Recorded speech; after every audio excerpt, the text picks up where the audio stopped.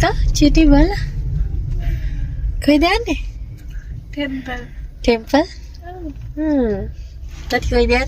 Temple අම්මි අපි යන පන්සල් අපේ ආලෝක පූජාව කරන්න ශ්‍රී ලංකාරාමයට. ඔව් අද වෙසක් දවසේ මේ හින්ද කට්ටිය දන්නවා ඉතින් ලංකාරාමයේ කොහෙද තියෙන්නේ කියලා. මේ අද ගොඩාක් කට්ටිය ඇවිල්ලත් ඇති මොකද අද මේ වෙසක් උත්සවය දන්සල් ආරාමය ගොඩාක් තියෙනවා තොරණකුත් තියෙනවා පන්සලේ. මේ අපි මේ වීඩියෝ දාදී ඔක්කොම බලලා ඇති කට්ටිය. මේ ඉතින් අපේ ආලෝක පූජාව සුවඳමත් පුෂ්පාකාර සුවඳවත් ආලෝක ඉටිපහන් පූජාව. ඒකට තමයි අපි යන්නේ. මේ දැන් පන්සල ළඟ ඉන්නේ.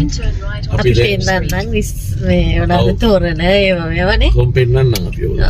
දැන් අපි ඇත්තටම මේ පූජාව පටන් ගන්නවා කිව්වේ හාමුදුරුවෝ හවස 7ට. අපි දැන් හරියට 5:10යි. මොකද මේ ඉටිපහන් 600ක් හින්දා රෙජ් කරගන්න වෙලාව ඕන හින්දා ටිකක් කලින් යනවා. මේ තව මේ සීලවන්තියක්.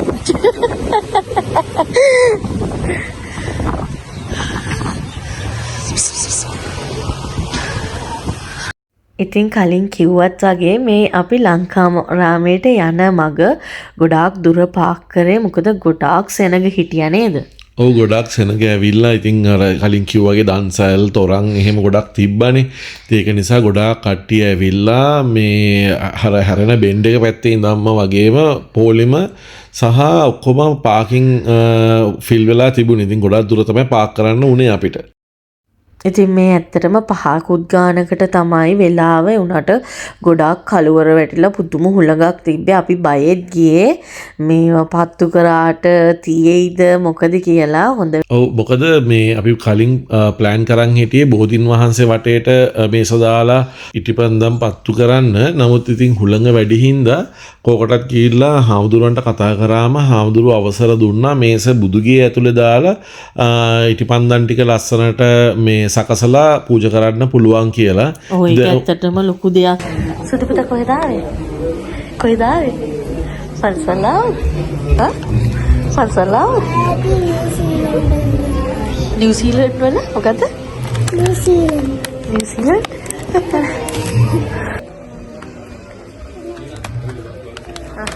ඉතින් දැන් අපි මේ බුදුගේ ඇතුලේ ඉටිපන්දම් ටික සකසන්න ගත්තා. ඇත්තටම අපිට මේ පන්සලෙන්ම තමයි මේස හම්බුනේ.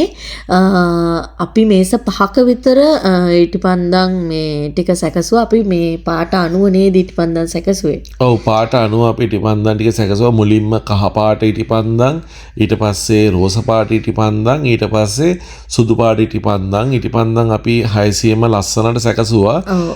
ඉතින් ඔයගලන්ට පේනවා ඇති අපේ මේ වැඩේට අපේ මෙහි ඉන්න අපේ යාළුවෝ ෆැමිලිස් දෙකක් ඉන්නවා හෂාන් සහ මලිත. ඒගොල්ලන්ගේ ෆැමිලිස් උත් අපිත් එක්ක එකතු වුණා මේ පින්කමට. ඉතින් හරිම සතුටින් අපි මේ පින්කම කරා.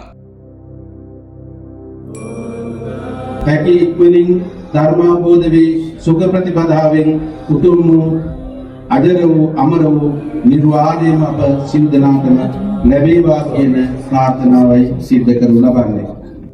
ඉතින් හාමුදුරුවෝත් බුදුගෙට ඇවිල්ලා පින්කම පටන් ගත්තා. පුණ්‍යානුමෝදනාවත් පවත්වලා ඉවර වෙලා. ඉතින් ඒ වෙලාවේ එතනට පන්සලට ඇවිල්ලා හිටපු හැමෝටම වගේ අපි ආරාධනා කරා පින්කමට සහභාගී වෙන්න. ඉතින් ඒගොල්ලොත් හරිම ශ්‍රද්ධාවෙන් පින්කමට සහභාගී වුණා. ඉටිපන්දම් පත්තු කරන්න පටන් අරගෙන මේගොල්ලන්ට පේන්නේ ඒක තමයි. ඔව් හරිම ලස්සනට කට්ටිය හරි ආසාවෙන් සහභාගී වුණා. ඉතින් පත්තු කළ ඉවරෙදී හරි ලස්සනයිනේ. අපිටත් හරිම ආසයි. ඔව් හරිම ආසයි කියන්නේ හරිම සුවඳයි. ඒ කියන්නේ ඉටිපන්දම් 600ක්නේ. ඉතින් ඒ වෙලාවේ බුදුගේ පන්සල හැමතැනම හරිම සුවඳයි.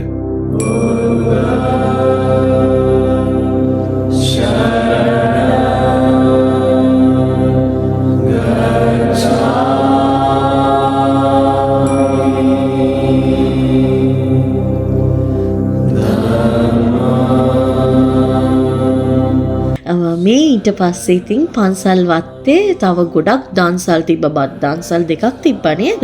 නෑ එකම බද්ධාන්සල ස්ටේෂන්ස් 3ක ඒගොල්ලෝ කරලා තිබ්බා. ස්ටේෂන් 1, ස්ටේෂන් 2, ස්ටේෂන් 3 කියලා කියන්නේ අර ගොඩාක් කට්ටියනේ.